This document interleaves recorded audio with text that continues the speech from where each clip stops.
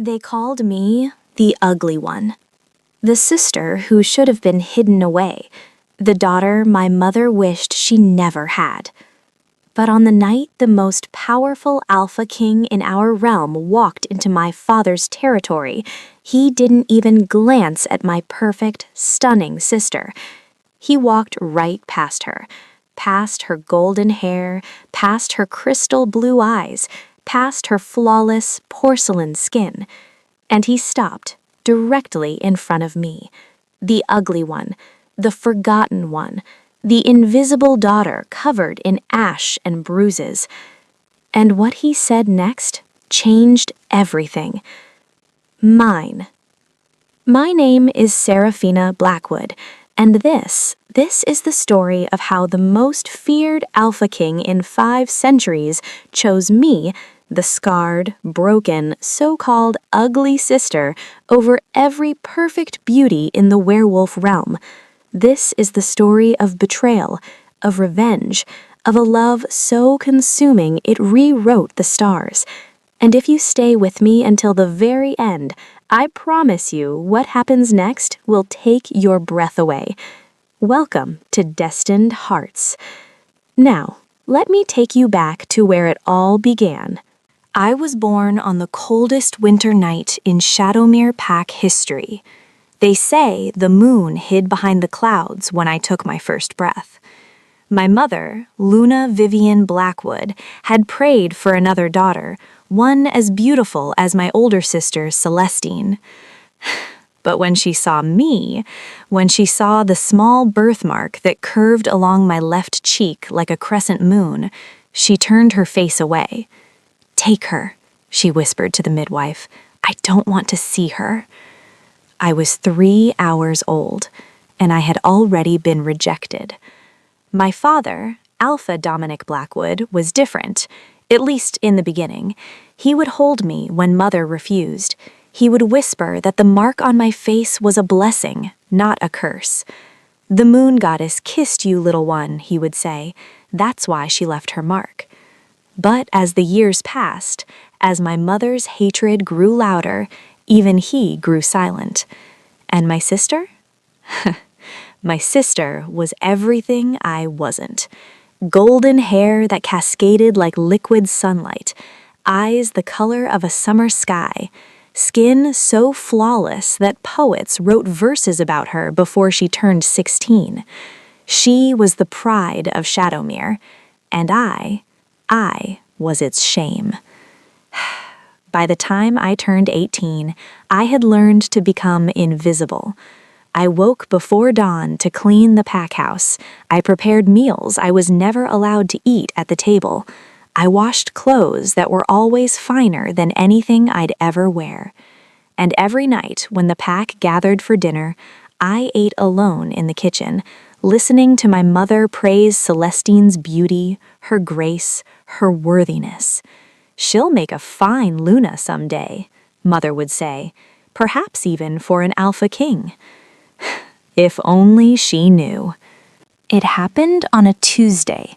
I remember because Tuesdays were laundry days, and I was elbow deep in soap and silk when my father's beta burst through the doors.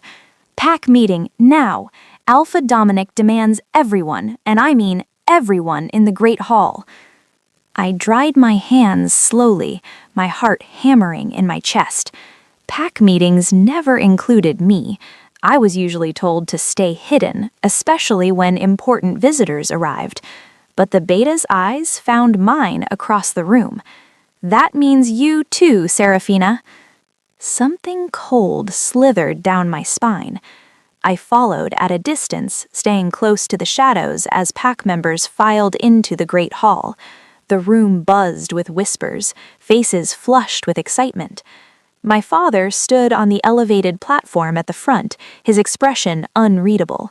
My mother sat beside him, her eyes gleaming with something I hadn't seen before. Hope. Dangerous, calculating hope.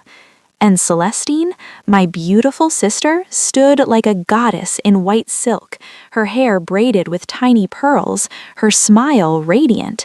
She looked like she was ready for her coronation. I pressed myself into the corner, making myself as small as possible. "Pack of Shadowmere," my father's voice boomed. "We have received word from the royal palace." The room fell deathly silent. "In 3 days' time, Alpha King Cassius Thornwood will honor us with his presence." Alpha King Cassius Thornwood. The name rippled through the crowd like lightning through water. Even I, invisible, forgotten me, knew that name. He was the youngest Alpha King in history, crowned at 23 after his father's mysterious death. Ruler of all 5 territories, commander of the most powerful warriors our world had ever known. And at 31, he was still unmated. Rumor said no woman could hold his attention, that he'd rejected hundreds, maybe thousands of she-wolves, that his standards were impossibly high. Some whispered he was waiting for his true mate. Others said he simply couldn't love. And now, he was coming here. My mother rose from her seat, her voice cutting through the murmurs like a blade. "The Alpha King is seeking a bride, a Luna worthy of his throne, and he will choose from among the eligible daughters of every pack he visits." Her eyes swept the room, cold and calculating, before landing, just briefly, on me. The disgust in her gaze was unmistakable. Then her face transformed into pure maternal pride as she looked at Celestine. "Our Celestine will represent Shadowmere. She will show the Alpha King that no beauty in any territory can compare to our treasure." The pack erupted in cheers. Celestine smiled demurely, but I caught the flash of triumph in her eyes. And me? I slipped out the back, unnoticed. As always. The next 3 days were chaos. The pack house was scrubbed from floor to ceiling. The finest foods were ordered from neighboring territories. Celestine was fitted for 7 different gowns, each more breathtaking than the last. And I was given twice my usual chores. "We can't have you embarrassing us," my mother said on the second day, her nails digging into my arm hard enough to leave marks. "You will stay in the kitchen during the feast. You will not be seen. You will not speak. Do you understand?" "Yes, Mother." She released me with a shove. "And for the moon goddess's sake, cover that hideous mark on your face." I didn't cry. I had stopped crying years ago. Tears were for people who still had hope, and hope was a luxury I couldn't afford. But that night, as I lay on my thin mattress in the servants' quarters, something strange happened. I dreamed. I dreamed of a man. His face was hidden in shadow, but his eyes burned like molten gold. They stared straight through me, not past me, not around me, but into me. And in the dream, he spoke. "Soon, little wolf, I'm coming for you." I woke with his voice still echoing in my ears, my heart racing, my skin tingling with something I couldn't name. It wasn't fear, it was anticipation, which was ridiculous, absolutely ridiculous. What would anyone, want with me? I shook off the dream and went about my day, hauling water and polishing silver until my fingers ached. But I couldn't shake the feeling that something was coming, something inevitable. The Alpha King arrived at sunset. I was in the kitchen, of course, frantically arranging appetizers on silver trays while the head cook barked orders. But I could hear them. The thundering of hooves. No, dozens of them, maybe more. The ground trembled beneath their power. Then, howls. Not ordinary howls.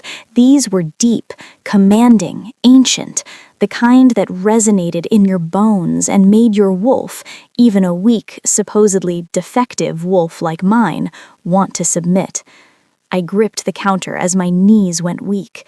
My wolf, who had been dormant for years, suddenly stirred. "He's here," she whispered inside my mind. "He's finally here." I shook my head. I must be imagining things. My wolf barely spoke to me. She was as broken as I was, or so everyone said. The kitchen door burst open and one of the servants rushed in. "They're here! The royal guard! And the Alpha King! Oh, moon goddess, he's even more terrifying than the stories." I kept my head down, focusing on the appetizers. Not my business, I told myself. Just get through tonight. Just survive. But survival was about to become much more complicated. The great hall had been transformed. Candles flickered from every surface, casting warm golden light across the polished floors. Flowers, white roses and moon lilies, draped from the ceiling. A string quartet played softly in the corner. And at the center of it all, seated at my father's right hand, was him. I only caught a glimpse through the kitchen's serving window, but that glimpse was enough. Alpha King Cassius Dernwood was not handsome. Handsome was too small a word, too ordinary. He was devastatingly, dangerously beautiful. Dark hair swept back from a face that could have been carved by the gods themselves. Sharp cheekbones, a strong jaw, lips that seemed permanently fixed in a slight, knowing smirk. But his eyes were molten gold, just like in my dream. I stumbled back from the window, my heart slamming against my ribs. No, impossible. It was just a coincidence. "Serafina!" The head cook's sharp voice snapped me back to reality. "The wine needs refilling, now!" I grabbed the wine pitcher with trembling hands. "Just go out, fill the glasses, come back. Don't look at him, don't look at anyone." I pushed through the kitchen door, keeping my head down, my steps silent. The great hall felt smaller with him in it. The air itself seemed heavier, charged with an energy that made every nerve in my body hum. I moved along the wall, invisible as always, filling glasses for the lower-ranked pack members first. My mother's voice rose above the conversation, syrupy and proud. "Alpha King, surely you must agree that our Celestine is the most beautiful creature you've ever seen. Her grace, her elegance." Pause. I made the mistake of looking up. Celestine was seated across from the Alpha King, her most dazzling smile in place, her hand strategically placed near his on the table. And the Alpha King, he looked bored. No, not just bored. He looked like he was barely tolerating her presence.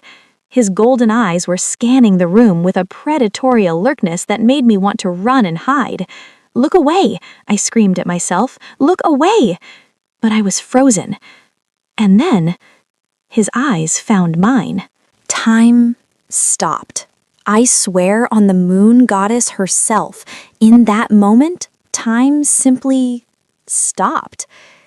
His golden eyes locked onto mine across the crowded hall, and everything, the music, the chatter, the clinking of glasses, faded into silence.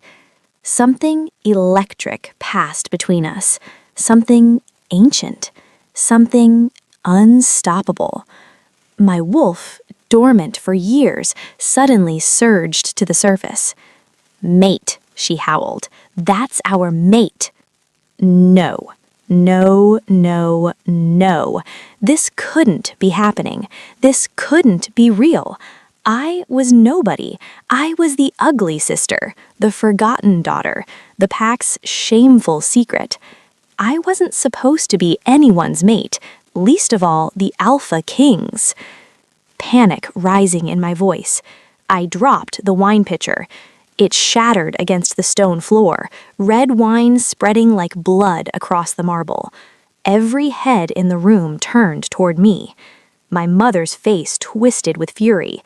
"You clumsy, worthless—" Silence. One word, just one word from the Alpha King, and my mother's voice died in her throat. The entire hall fell silent. He rose from his seat, slowly, deliberately, The hall erupted. My mother screamed, actually screamed, and launched herself toward us. "No, this is a mistake. She's nothing. She's defective. Celestine is the one you want. Celestine!" But before she could reach us, 2 of the royal guards intercepted her, their expressions cold as stone. Celestine's beautiful face had twisted into something ugly. "This is impossible. I'm the beautiful one. I'm the worthy one, not her, never her." But the Alpha King didn't even glance at them. His eyes never left my face. "What is your name, little wolf?" he asked softly. "Seraphina," I whispered. "Seraphina Blackwood." A slow smile curved his lips, the first genuine smile I had seen from him all evening. "Seraphina," he repeated, as if tasting the word. "Beautiful. It means fiery one. It suits you." I don't understand. There must be some mistake. I'm not worthy of—" "Worthy?" His voice sharpened. "Who told you that you weren't worthy?" Silence.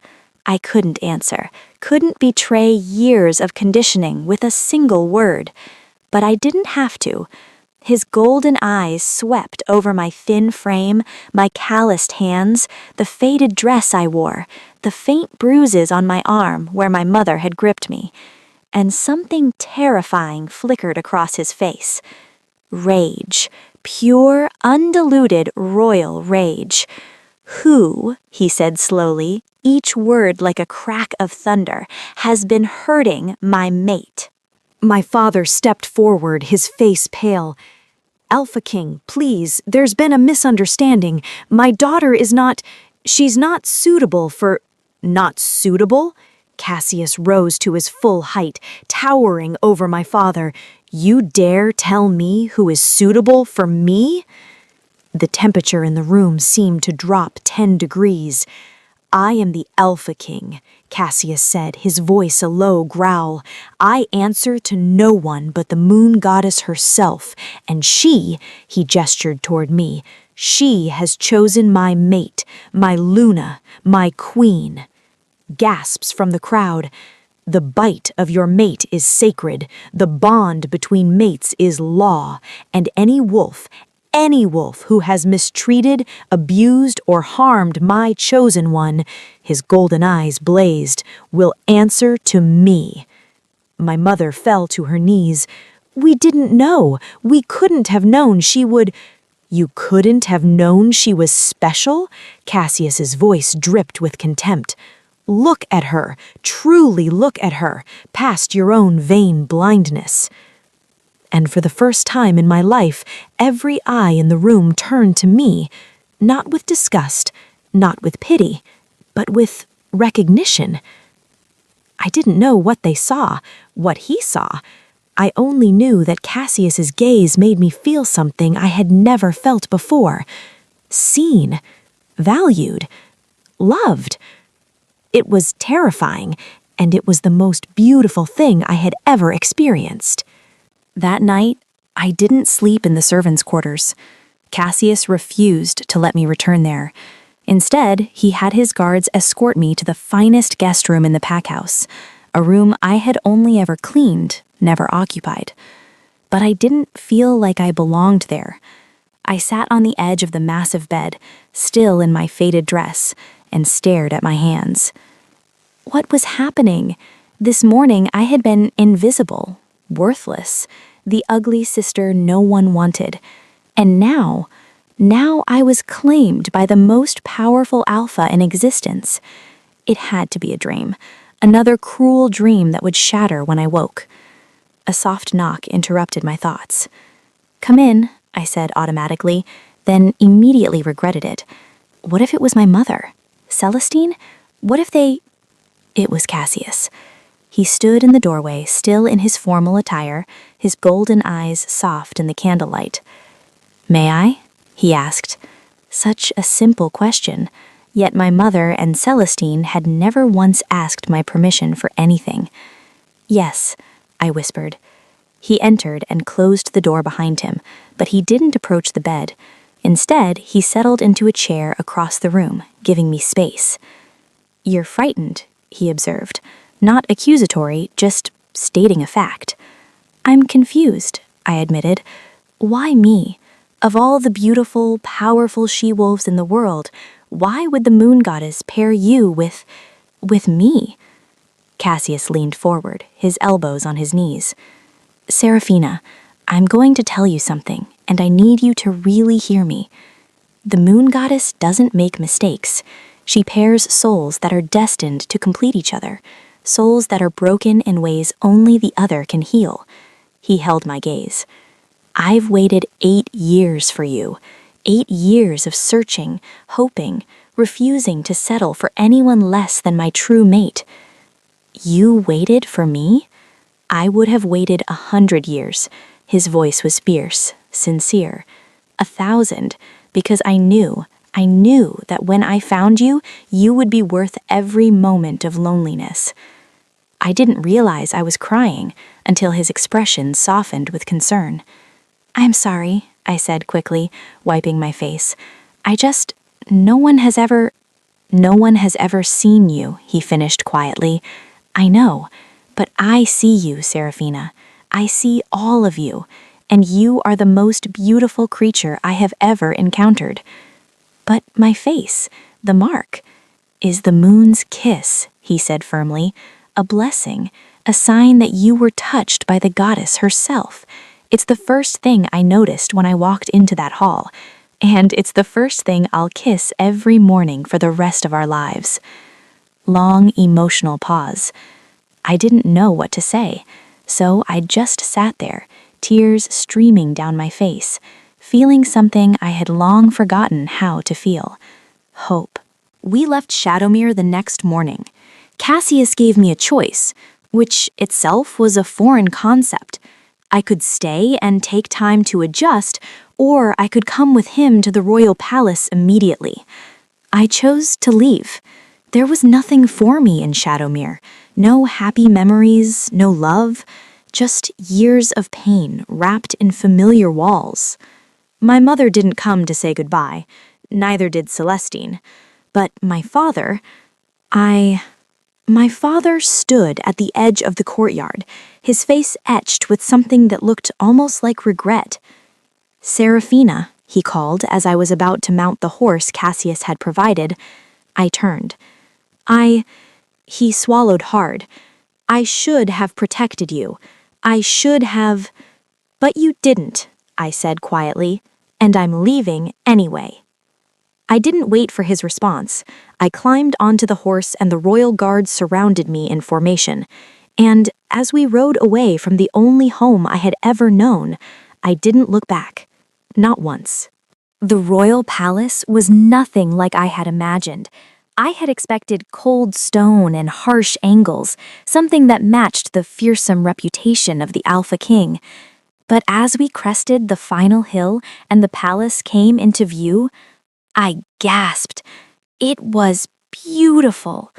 White marble towers stretched toward the sky, their peaks gleaming in the afternoon sun. Cascading gardens surrounded the structure, filled with flowers I had only ever read about. A river wound through the grounds, its surface sparkling like liquid diamonds. "Welcome home, Seraphina," Cassius said softly, riding beside me. Home. I had never really had one before. The palace staff lined up to greet us, and I tensed, expecting the same judgmental stares I had grown up with. But instead, they smiled. They smiled at me. An older woman with kind eyes and silver hair stepped forward and curtsied deeply. "Welcome, future Luna. I am Helena, the head of the household. We have been praying for your arrival for many years." "You have?" "The king has told us much about what he hoped to find in his mate. Someone kind, someone strong, someone who had known darkness and survived it."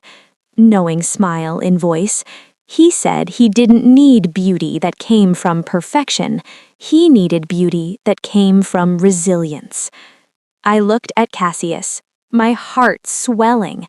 He looked almost shy. The most powerful alpha in the world, and he looked shy. I may have mentioned a few preferences, he admitted. Now, before we continue, I just want to take a tiny moment. If you're enjoying this so far, feel free to drop a comment and tell me where you're watching from. I love seeing how far this story travels. And let me know, what do you think happens next? All right, let's continue, because what came next, the trouble was only just beginning. 3 weeks passed. 3 weeks of learning the palace, of being fitted for gowns I never dreamed I'd wear, of slowly, tentatively getting to know my mate. Cassius was patient, so incredibly patient. He never pushed, never demanded. He let me set the pace, let me come to him on my own terms. And slowly, I began to trust. I began to feel the mate bond strengthening between us, a golden thread connecting my heart to his. But while I was learning to be happy, someone else was planning my destruction. I was in the garden when the letter arrived. A servant brought it on a silver tray, her face carefully neutral. "This arrived for you, my lady, from Shadowmere." Wary. My stomach tightened. I took the letter with trembling hands and waited until I was alone to open it. Reading aloud, mimicking a sweet, poisonous tone. "Dearest sister, I hope this letter finds you well. I must say, you've surprised us all. Who would have thought that the ugly little mouse would catch a king? But I wanted to warn you, dear sister, there are whispers. People are saying that the Alpha King has made a terrible mistake, that the true Luna was meant to be me, and you've somehow interfered with fate. Some are even saying you used dark magic to bewitch him. You know how superstitious pack wolves can be. I would hate for something unfortunate to happen to you before the official mating ceremony.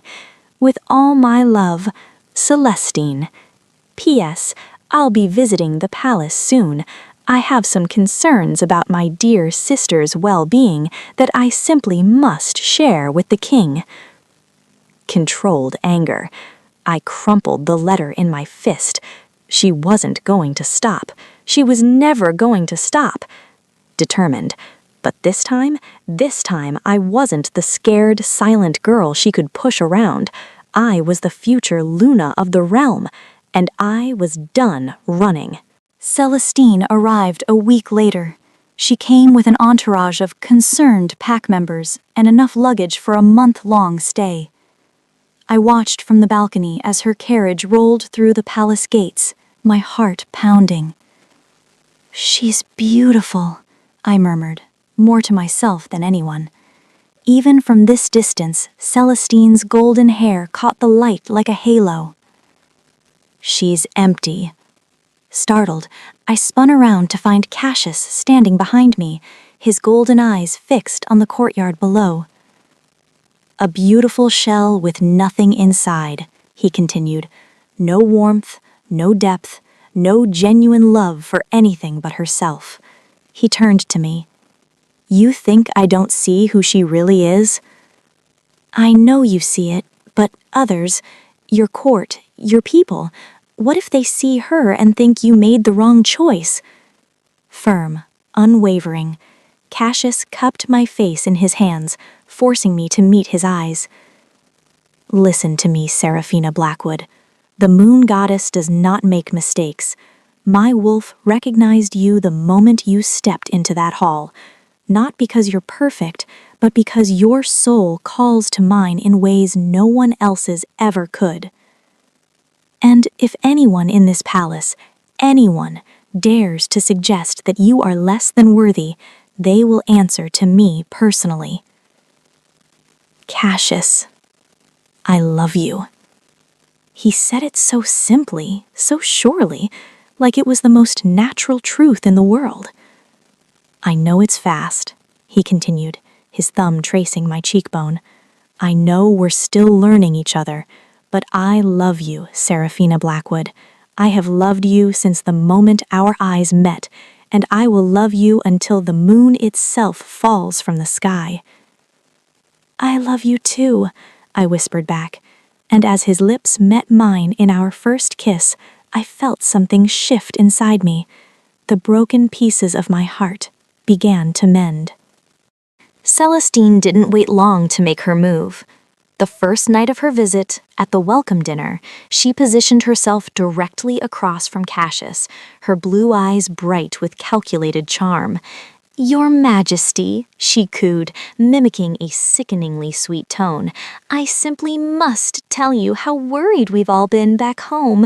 Poor Seraphina. She's always been so fragile, so unstable." "Unstable?" I repeated calmly. Celestine's eyes flickered to me briefly before returning to Cassius. "Oh, sister, I didn't mean to speak out of turn. It's just, we all want what's best for you. And such a sudden change, being thrust into the spotlight after spending your whole life in the background, it must be so overwhelming." Pause. I could feel the eyes of the court on me, watching, waiting. This was her play, make me seem weak, unsuitable, overwhelmed.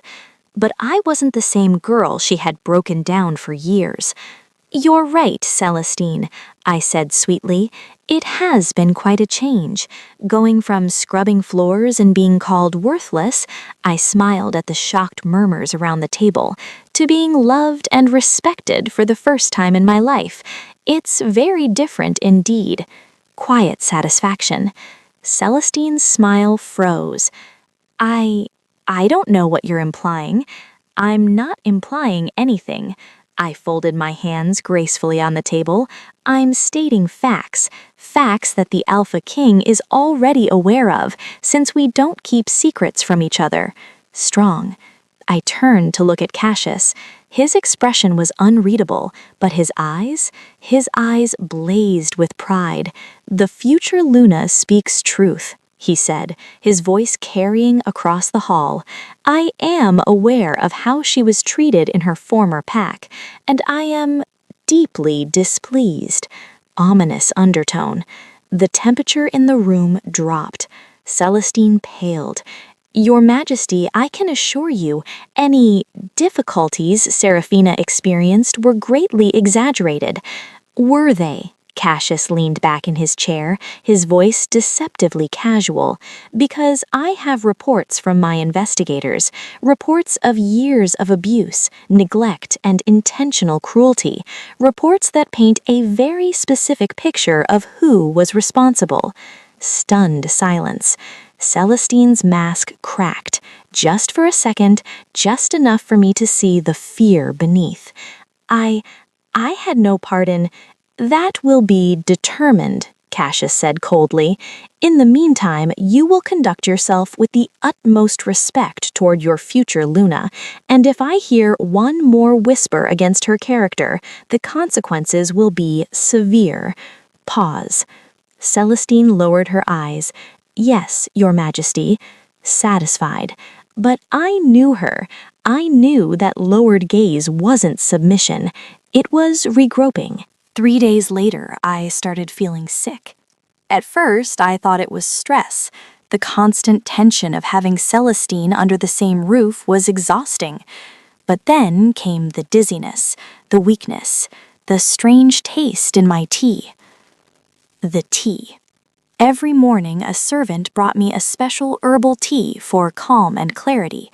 I hadn't questioned it, but as the days passed and I grew weaker, something inside me screamed a warning. "Don't drink it," my wolf whispered suddenly. "Something is wrong. Something is very wrong." That evening, instead of drinking the tea, I secretly poured it into a small vial and gave it to Helena. "Have this tested," I whispered. "Tell no one, not even the king, not yet." Helena's eyes widened, but she nodded. "Yes, my Luna." Waiting, tense. The results came back the next morning. Helena's face was ashen as she delivered them.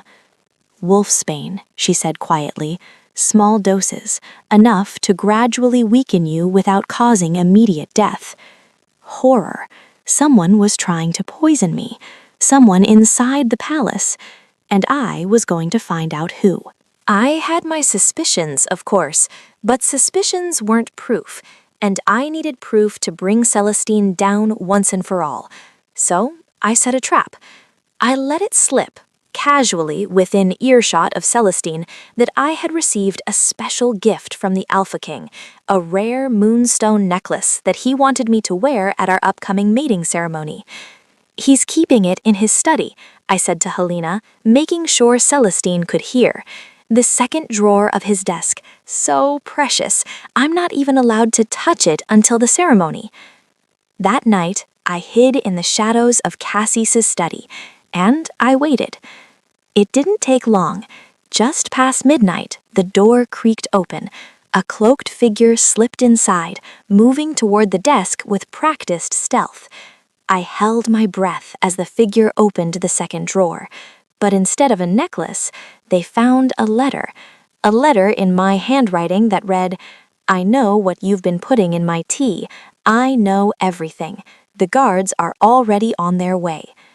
The figure froze, and then the lights blazed on. Royal guards surrounded the room, and Cassius stepped out from behind the bookshelf where he had been waiting. "Remove the hood," he commanded. And when the hood fell, there stood Celestine. But she wasn't alone. Beside her, emerging from a hidden passage, was my mother. My mother's eyes found mine, and for a moment, just a moment, I saw a flicker of something. Regret? Fear? Then it was gone, replaced by the cold contempt I knew so well. "You always were too clever for your own good," she spat, "just like your father." My father? "Oh, you didn't know?" She stepped forward, and the guards tensed, but didn't stop her. "Dominic isn't your real father, you stupid girl. Your father was the beta of our pack, a man I loved before I was forced into marriage." "He died before you were born," she continued, "and I've been looking at his face in yours every single day for 18 years. Every day reminded of what I lost, what I was denied." "So you hated me because I looked like someone you loved?" "I hated you because you were a constant reminder of my failure, my loss, my pain." "And the birthmark? The moon's kiss? It comes from him?" "His mother had the same mark. A bloodline gifted by the moon goddess herself, a bloodline that was supposed to produce powerful wolves." "That's why you called me defective, because I was supposed to be powerful, and you thought I wasn't." "You weren't," Celestine shrieked. "Your wolf was dormant. You were weak. You were nothing." "My wolf was dormant," I said slowly, "because she was waiting." "Waiting for what?" Celestine mocked. "For him." And as if summoned by my words, I felt something ancient and magnificent unfurl inside me. My wolf, not dormant, not weak, awakened. I had never shifted before. At 18, when most wolves first transformed, mine had stayed silent, sleeping. Everyone assumed she was broken, that I was broken. But as I stood there, facing the women who had tried to destroy me, something inside me snapped. Not broke, unlocked. The shift came over me like a wave, painful and beautiful all at once. My bones reshaped, my skin rippled, and for the first time in my life, I let my wolf free. When it was over, I stood on 4 legs, covered in fur the color of moonlight, pure white, rare, sacred, and on my wolf's face, clear as day, was the same crescent marking, the moon's kiss, now glowing with soft silver light. Everyone in the room fell to their knees. Everyone except Cassius. He shifted too, his wolf massive and black as midnight, and he walked toward me with a reverence that made my heart ache. Our wolves touched noses, and the mate bond, already strong, became unbreakable. "You are magnificent," his voice whispered in my mind through our bond. "You are everything I knew you would be." I didn't know I could be this. You were always this. You just needed to believe it. When we shifted back, Celestine and my mother were still on their knees, trembling. The white wolf, my wolf, had changed everything. White wolves were legends, myths, said to appear once in 1,000 years, blessed directly by the moon goddess herself. "You tried to poison her," Cassius said, his voice like thunder. "You tried to kill the most sacred wolf in our realm." "We didn't know," Celestine sobbed. "We didn't know what she was." "That's not an excuse. It never was." Cassius turned to his guards. "Take them to the dungeons. They will face trial before the full council of Alphas." My mother screamed as she was dragged away. "You can't do this! I'm the Luna of Shadowmere. I have rights." "You have nothing," Cassius said coldly.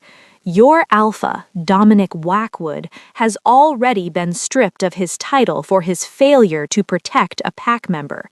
Shadowmere is now under royal control." I watched them disappear into the hallway, waiting for the satisfaction to come. But it didn't. I didn't feel triumphant. I just felt free. The trial took place 2 weeks later before an assembly of every alpha in the realm. Celestine and my mother were brought before the council in chains. Witnesses testified. Evidence was presented. The full scope of years of abuse was laid bare for all to see. And when it was my turn to speak, I told them everything. The years of being called ugly, the bruises I had learned to hide, the meals I wasn't allowed to eat, the love I was never given. "I am not here for vengeance," I said, looking at the assembly. "I am here so that no pup in any pack ever has to endure what I endured. I am here so that the world knows that cruelty to our own kind will not be tolerated, not by the lowest Omega, not by the highest Luna." The hall erupted in applause. Cassius stood at my side, his hand finding mine, his eyes shining with pride. The council's verdict was unanimous. Celestine and my mother were stripped of all rank and banished to the wastelands, the barren, unforgiving territory at the edge of the realm where rogues and the disgraced were sent. They would live, but they would never know comfort, power, or respect again. Justice, at last. The mating ceremony took place on the first full moon after the trial. The entire palace was decorated in white roses and silver ribbon. Guests came from every territory. Alphas, betas, pack leaders, all gathered to witness the union of their king and his chosen Luna. I stood in my chambers, looking at my reflection in the mirror. My gown was pure white silk, embroidered with tiny silver moons. My hair was woven with moonflowers, and on my cheek, for the first time in my life, my birthmark was uncovered. I didn't hide it anymore. I never would again. Helena appeared behind me, tears in her eyes. "You look like the moon goddess herself, my Luna." "I don't know if I've thanked you enough for everything." "No thanks needed." She squeezed my hands. "Seeing you happy is thanks enough." The ceremony was held in the sacred grove behind the palace, under the light of the full moon. Cassius waited for me at the altar, dressed in black and silver, his golden eyes fixed on me as I walked toward him. And when I reached him, when our hands touched, when the officiant spoke the ancient words of binding, I finally understood what it meant to be whole. I, Cassius Thornwood, Alpha King of the 5 territories, claim Seraphina Blackwood as my mate, my Luna, My queen, he said, his voice ringing with conviction. From this moment until my last breath, I am hers. I, Seraphina Blackwood, accept Cassius Thornwood as my mate, my alpha, my king, I replied. From this moment until my last breath, I am his. He marked me then, his teeth at the junction of my neck and shoulder, sealing our bond for eternity, and I marked him in return. We belonged to each other now, completely, forever. The coronation happened immediately after the mating ceremony. I knelt before the assembled crowd as Cassius placed the Luna crown upon my head, a delicate circlet of silver set with moonstones that seemed to glow against my white hair. "Rise, Luna Seraphina," the officiant commanded. "Rise and take your place beside your king." I rose, and for the first time I looked out at the crowd not as the ugly sister, not as the forgotten daughter, but as their queen. The wolves of the realm lifted their voices in celebration, howls filling the night sky. "Is this real?" I asked Cassius softly. He squeezed my hand. "It's real, my love, all of it." I laughed, actually laughed, and it felt like the first real laugh of my entire life. The months that followed were the happiest of my life. I threw myself into my role as Luna, not because I had to, but because I wanted to. I visited every pack in the realm, establishing shelters for abused wolves, creating systems to identify and protect vulnerable pups. No child would ever suffer as I had, not on my watch. And through it all, Cassius was by my side. He taught me to fight, really fight, to harness the power of my white wolf. He held me when the nightmares came, remnants of my old life that sometimes clawed their way into my dreams. He loved me with a fierceness that took my breath away every single day. And I loved him just as fiercely in return. The sun is setting over the palace gardens as I watch my children play. Yes, children, plural. Our firstborn, a son named Orion, has his father's dark hair and my silver eyes. He's 4 now, already showing signs of alpha strength, already protective of his little sister. And Aurora, our 2-year-old princess, has white hair like mine and her father's golden eyes. The moon's kiss curves along her cheek, and I know she carries the same ancient blessing I do. "Mama, watch!" Orion calls, attempting to climb a tree. "I'm watching, sweetheart. Be careful." And strong arms wrap around me from behind, and I lean into Cassius's warmth. "They're perfect," he murmurs against my hair. "They're chaotic," I counter with a laugh. "Perfect chaos." We stand there in comfortable silence, watching our children, our future, run and laugh and live. Sometimes I still can't believe this is my life. The girl who was told she was worthless, the sister who was called ugly, the daughter who was never wanted. Now I am Luna Queen of the 5 territories. I am mate to the most powerful alpha in the realm. I am mother to 2 beautiful pups, and I am happy. Not because I was chosen by a king, not because my wolf turned out to be extraordinary, but because I finally learned the truth that no one had ever taught me. I was always worthy. I was always beautiful. I just needed to find the person who could see it. And I did. Pause. Thank you for staying with me until the end of my story. If my journey taught me anything, it's this. No matter how dark your beginning, no matter how cruel your circumstances, there is always, always a chance for a beautiful ending. You just have to hold on long enough to find it. And that, beautiful souls, is where our story ends. If you made it all the way here, all 53 minutes, I want you to know something. You're not just a viewer to me. You're part of this family, the Destined Hearts family. This story wasn't just about Seraphina finding love.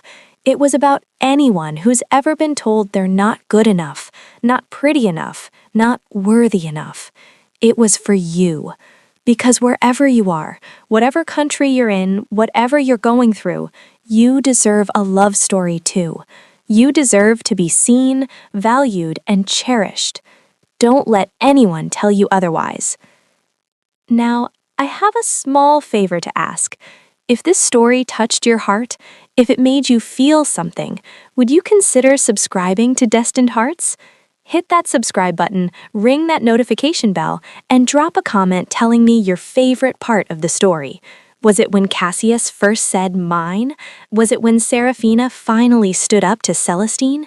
Was it the White Wolf awakening? I want to know. I read every single comment, and your words fuel my passion to create more stories like this.